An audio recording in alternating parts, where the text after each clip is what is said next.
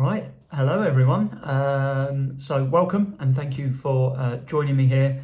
For those of you who don't know me, my name's Owen, and I have decided to create a little video blog. Basically, there's a multitude of reasons why I wanted to do this blog. One of the main reasons is to keep all my friends and family, so you guys who are tuning in to watch me now, just to keep you all in the loop and let you know what's going on.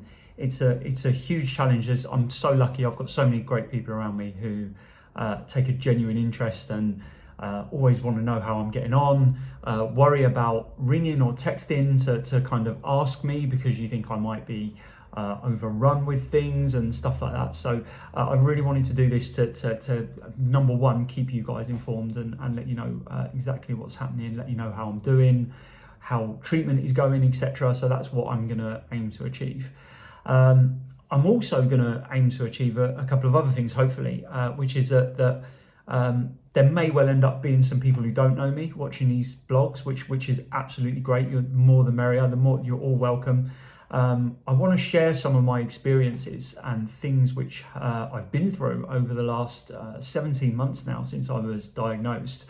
Hindsight is a wonderful thing. It's 2020 and I wish that I knew some of the things that I know now back when I was first diagnosed. I think it would have made my journey quite a lot different, probably in a more positive way. But it really is a lack of understanding. You know, cancer is a huge subject, and I don't know. I could be battling this disease for another 20 years. I still don't think I'd get to the bottom of it. I don't think anyone ever will. But there are plenty of things which I've learned, which I feel could have helped me throughout. So hopefully, if there is anyone out there in a similar position to myself, maybe the mirror image of me a year or 18 months ago stumbles across these and finds a couple of little nuggets that helps them out, then that would be fantastic. That would give me so much joy, to be honest with you. So hopefully some of those things are going to come out in these little vlogs. Did I call it a blog when I started? I've been reliably informed it's supposed to be a vlog, but this really is my first time doing anything like this, so please do take it easy on me. After I'm finished recording this now, I'm sat in my apartment room at the clinic. When I finish recording this, I'm going to be sat down editing it and trying to get it loaded up onto YouTube so everyone can take a look. And just on that note, anyone wants to give me any feedback, there's obviously the comment section.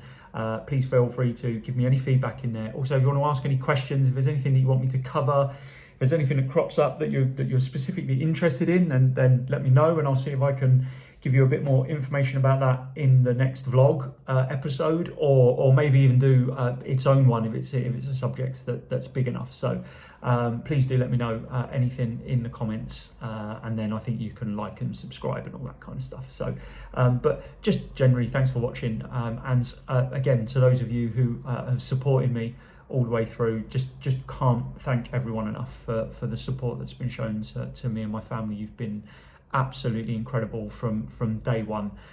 It would take me too long to list everyone who I wanted to say thank you to, but you all know who you are, and yeah, just thank you so much. And I really do hope that you enjoy watching these, and I hope that watching my ugly mug on the on YouTube isn't too much of a hardship for you. Anyway, I'm going to move on from that. That's just a brief introduction. I think I've covered everything there. And just wanted to really start by saying, so this initial episode, so we're picking up my journey. I'm 17 months into it now.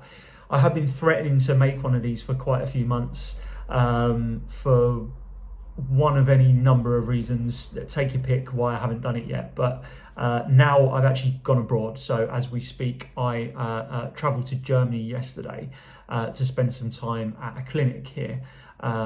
Which I will go into in a little bit more detail in just a moment. But first of all, what I want to do is just kind of like wind the clock back and just give, and again, anyone who doesn't know me, hasn't been with me from the start, maybe you have and maybe you don't know the whole journey. I'm just going to give you a very brief overview of the kind of steps on my journey so far. And hopefully that will answer some questions in itself for anyone who's watching. So all started way back now. Seems like an eternity ago almost. But then also like yesterday at the same time, it's so strange. It feels like I'm in a bit of a time warp sometimes. But March 2020, 20th of March to be exact, I discovered that day that I had bowel cancer. This was something that was a complete shock. It wasn't really expected. I went to hospital for an examination, which was colonoscopy, where they put the camera inside you. And even though I knew cancer could have been what was causing some of the symptoms that I'd been experiencing for the last few months, I never really kind of credibly thought that I would have cancer at that point. And even the doctors themselves said at that point, because of my age and my general good health, they thought it would be at worst something like Crohn's disease, which in itself is quite a nasty thing to have. So that was worrying enough, thinking about having that and some of the implications on my life and lifestyle at that point. So anyway, was diagnosed, was given the news then that it was potentially cancer. The doctors weren't 100% sure. They could only say that they were 95% sure. But to me, someone who spends all day long looking at that kind of stuff, if they say they're 95% sure, that was 100 as far as I was concerned. I had no illusions of what I was facing at that point. Thankfully, I had my then girlfriend, who is now my wife, Laura, with me. She'd driven me to the hospital because you have to be sedated because of the procedure. She was there when I was given the news. And we went home together with me, kind of pretty much sure that I was facing one of the biggest challenges that I was ever going to face in my life. So that was March 2020. Like I said, it was March the 20th. So it's 3 days before we went into our first national lockdown, which in itself has brought all of its own challenges. So moving on from there, the next step from that was for the doctors to confirm to me that it was actually cancer. So whilst they had the camera inside, they took some biopsies. So about, I think it was 5 or 6 days later, that was confirmed. They sent those off to the lab and they came back and said, yes, it's 100% cancer. At that point, I was then given some scans. So they did 2 scans. They did a CT scan and an MRI scan. The MRI scan was on my pelvis area, so the main tumour is in my rectum. That was to get a good kind of image of that tumour and to what extent it had grown inside my pelvis and my rectum. And then the CT scan was to scan the rest of my entire body to see if the cancer had spread anywhere else. So starting off with the main tumour, they discovered that it was too big to operate on, so it had grown into the area where it wouldn't have, in the surgeon's opinion, been beneficial to operate on at that point. So that was the next piece of bad news, I suppose. Then the next piece of bad news after that is that it had actually spread. So it was in my lymphatic system, and at that point they could see 1 tumour in my liver. So I'm looking at 2 tumours and stage 4 cancer, which has spread already through my body. Now, obviously, not knowing how long it'd been there, etc., doesn't give you a kind of a good gauge as to how quickly the disease is progressing. This is just the kind of first stick in the ground that we got at this point.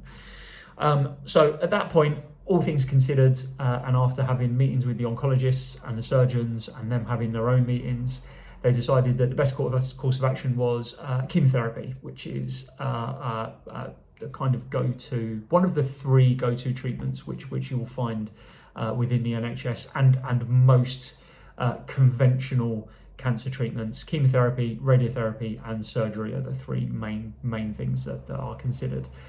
So it was chemotherapy. So that first drug, I was given that drug. I think I started it at the end of April.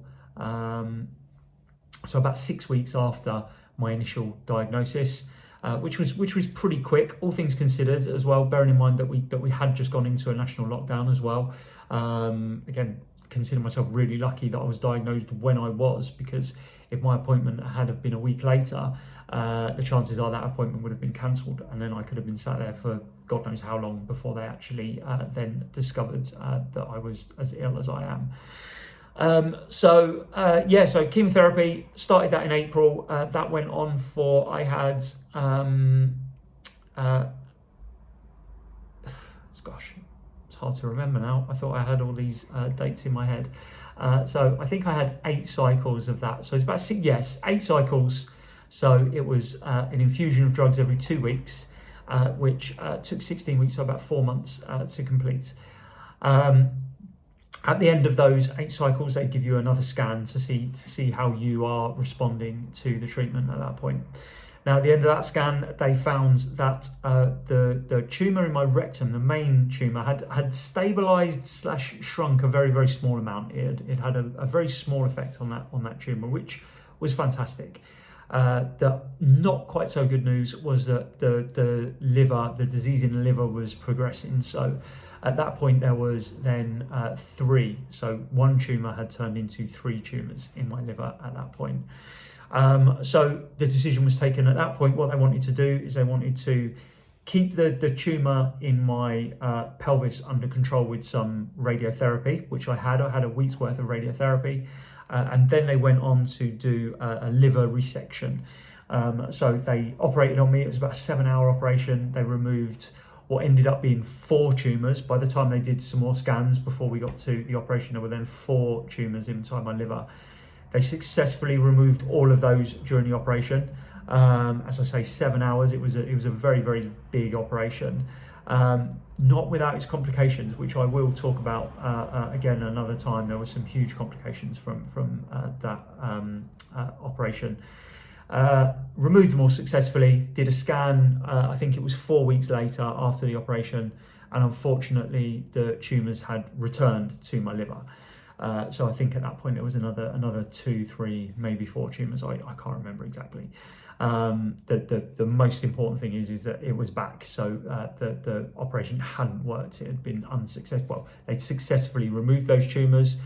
Those ones that had regrown, they think that they were probably still there, but just too small to detect on the scans before the operation.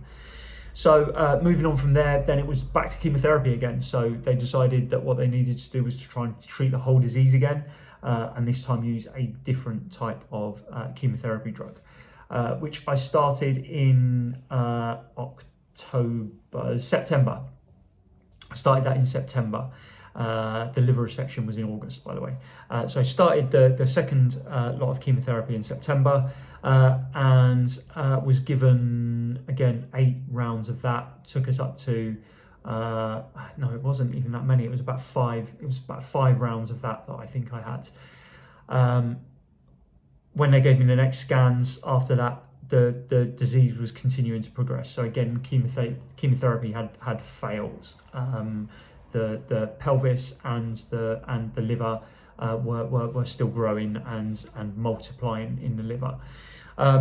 So that was I was given that news. That was the 21st of December, and I remember that day quite clearly because it was 3 days after the birth of mine and Laura's daughter. So Laura had given birth to baby Luna, very, very healthy, happy, bouncing 8-pound baby, just gorgeous.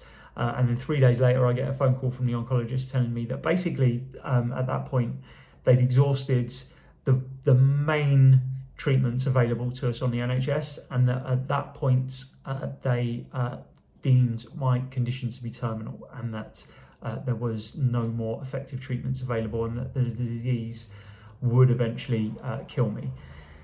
So that was in December of 2020. Christmas came. We kind of made our way through Christmas and New Year, and then a real serious start for some alternatives started. So that brought us to a clinical trial, which was taking place in Oxford. So again, this was another chemotherapy drug. It was what they refer to as a phase 1 trial, so it's quite early on. They know that they have this drug which is effective on mice and in petri dishes and test tubes and things like that. And then they need to find out if it's safe to use on humans. So I volunteered for this trial. I had 8 weeks treatment there. And with some kind of mixed results. They seemed to think initially after 8 weeks that it was settling down, but then some of my symptoms started to deteriorate quite quickly after that, and then they decided to take me off it, basically. So I'm back to kind of square one, re-looking at all of these different alternatives out there. And before I'd gone onto that clinical trial, which started in March, like I said, I was given that terrible news in December. During the search for alternatives, there's all sorts of different things which have come into the fray. Cannabis and using cannabis oil as a treatment. Some people refer it to as a miracle cure. We'll speak about that again in another video at another time. Using other types of drugs, they call them off-license drugs. So drugs that might have been used to treat things like one of them is an antiseptic drug. The other is something which they use to tackle blood sugar levels in people with diabetes and things like that. So some of those things used in combination can have an effect in slowing and sometimes even curing cancer in some people's opinion. Working with nutritionists, trying to change lifestyle and diet, removing things like sugar from your diet is supposed to be massively beneficial. In that period, I think I've seen some of the best results. Changing my diet, some of those drugs that I've used have been very, very effective. And again, I'll go into more detail in those things at a later date. After the trial failed, again, back to square one, not really anything to do. That brings me on to where I am presently, which is traveling to Germany to a clinic which specializes in lots of different treatments. I'm going to tell you some of the treatments that I've had yesterday and mostly today. But it's stuff which you have to pay for, hence the reason why I've been doing so much fundraising over the last few months, and my friends and family, obviously. People who don't even know me are jumping on board. It's just phenomenal.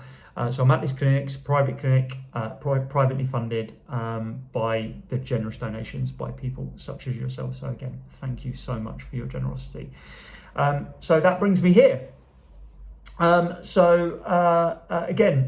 using the comment section, if anyone's got any comments, questions that you want to ask, feel free to do so. Like I said, I am going to be giving you more detail on that stuff as we go through. That brings me on to getting here. So it all happened in a real big blur, to be honest. I was planning to travel initially with Laura and Luna. They were going to come with me. There was a couple of things that we were waiting on. We were waiting on for me to have another scan in the UK. We were waiting on Laura's second COVID jab. I'm fully vaccinated because I'm clinically extremely vulnerable. I had my first jab all the way back in February, I think it was, of this year. But we were waiting for Laura's second jab and also waiting for a passport for Luna, which are both happening. Laura's actually having her second jab tomorrow. So 2 weeks from tomorrow, she's free to travel. Next week, Luna's going for her passport application appointment. She should get it about a week later. So she should have her passport about a week before they both travel over here to Germany to come and see me. It should be going to be amazing because I miss them so much. I've only been gone a day and it's like I'm missing part of my soul. It's ridiculous. So cannot wait for them to get here in another couple of weeks.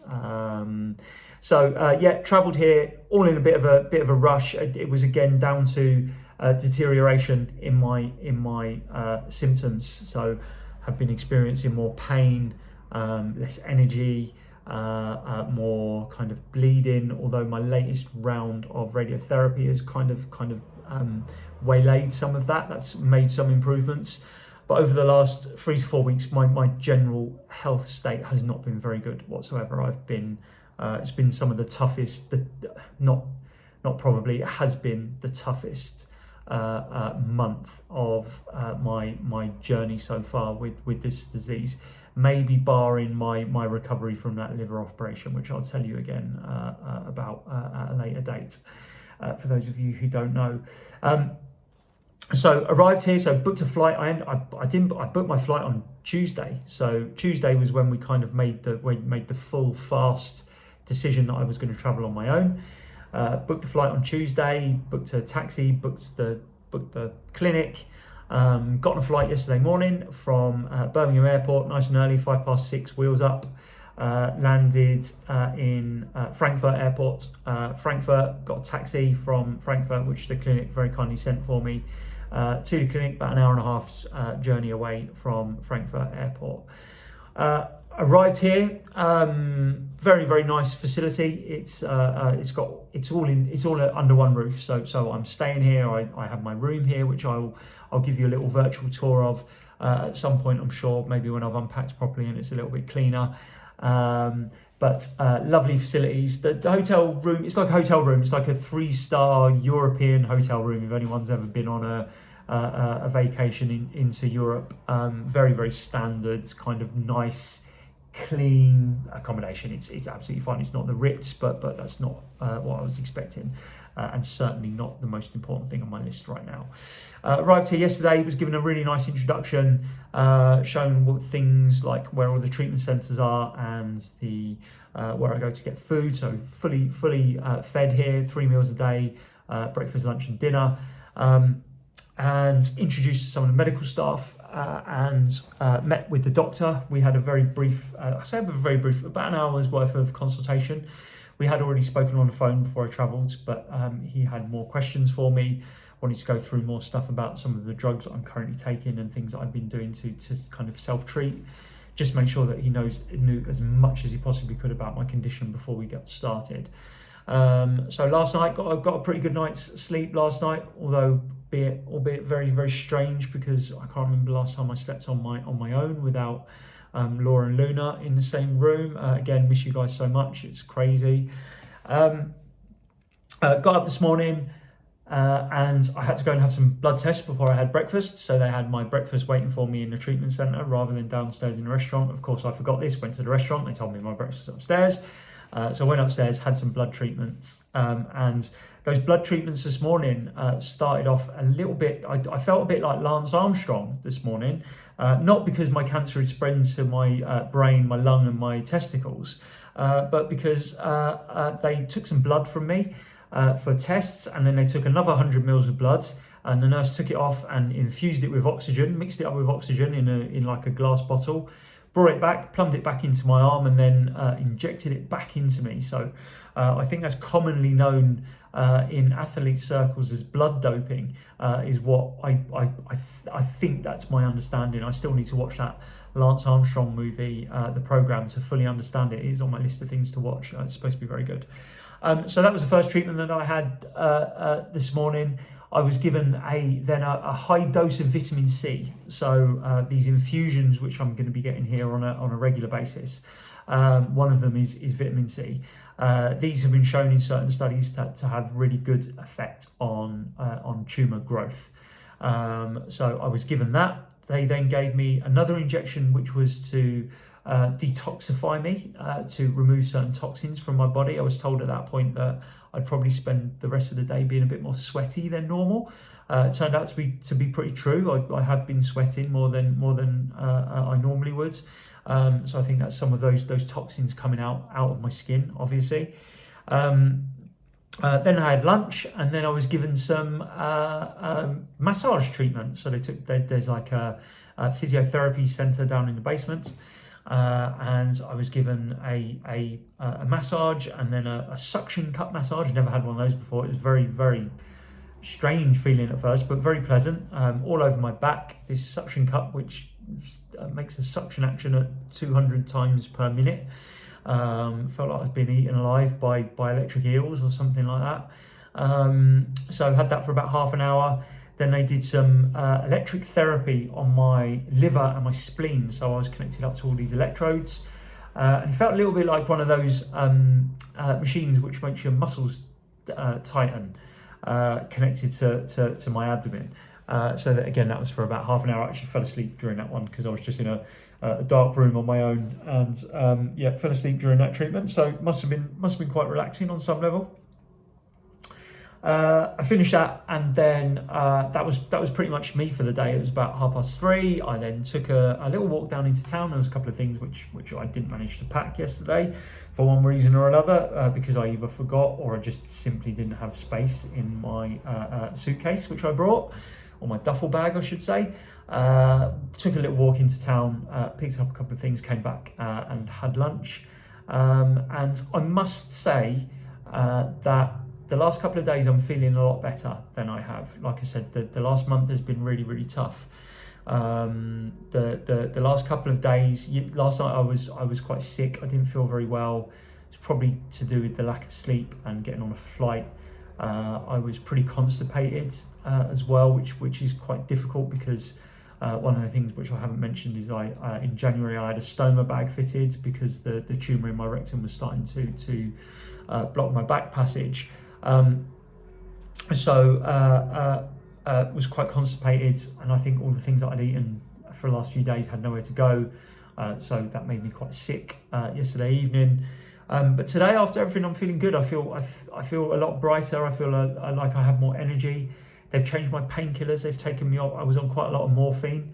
They've replaced morphine with, or like oral tablet form morphine with a fentanyl patch on my back. So that's how I'm getting the vast majority of my drugs at the moment. If I need anything to top me up, if I get any spikes in pain, then I'm able to get a morphine shot whenever I want.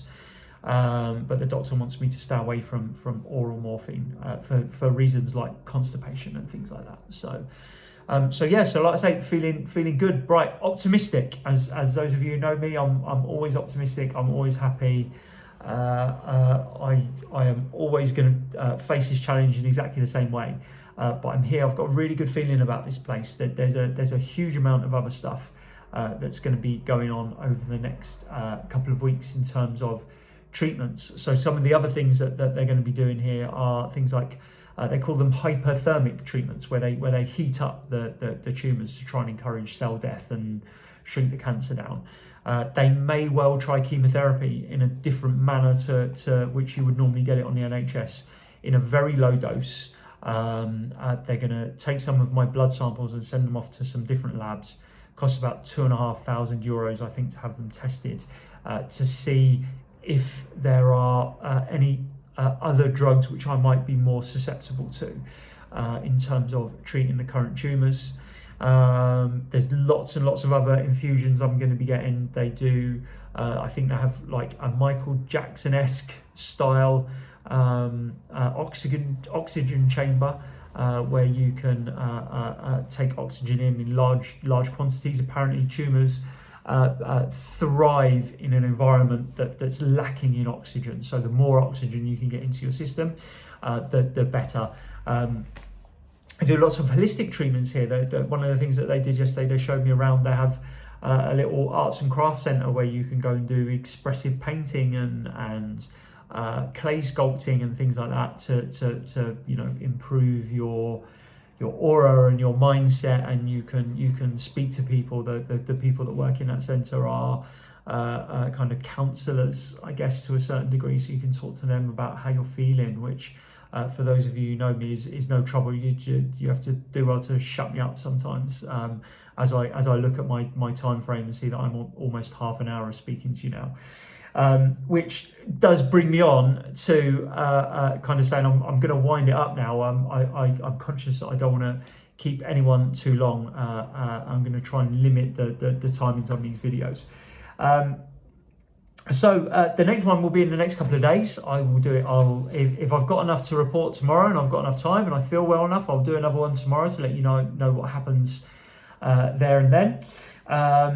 But it might be the day after. I'm not going to give myself a rugged timetable when it comes to these things. I'll make these videos as and when, but they'll be fairly frequent. I promise you that. Once again, like I say, it's a lot of it is just me wanting to stay in contact with you guys. I don't have enough minutes in the day to text and call and say hi to everyone. I'd love to, but that would be a full-time job for anyone, because like I say, I'm really, really lucky, and I've just got so many amazing people in my life who genuinely care about me and want to stay in contact and have a genuine interest in what's going on. And once again, to everyone, just I can't explain to you the gratitude that me and my family have for how supportive and wonderful you all have been throughout this whole thing recently. The generosity and the love and support is just truly, truly humbling. So thank you so much. And then, one last thing just to say, again, just a little reminder, give me some feedback. Let me know. Like I say, this is my first ever video blog. I'm going to, like I say, sit down now and start editing it. I'm going to try and put a couple of little snippets in, so you're not just looking at me for the whole video. We'll see how that goes. And then I'm going to load it up onto YouTube. Like I say, it's my first time, so go easy on me, please. But yeah, do let me know your genuine thoughts, please, everybody. And yeah, just say, have a great night. Thank you all so much. And I look forward to seeing you, chatting to some of you soon. I'm sure we'll be texting and speaking over the next few days. But yeah, thank you all so much. Stay safe, everyone. Don't go taking any of this relaxation in quarantine too lightly. Take care of yourselves. Stay safe in these very, very challenging COVID times, please. I want to come home and for all of you guys to be as fit and healthy as I'm going to be when I return. But yeah, thanks again, everyone, and I will speak to you all soon. Have a great evening.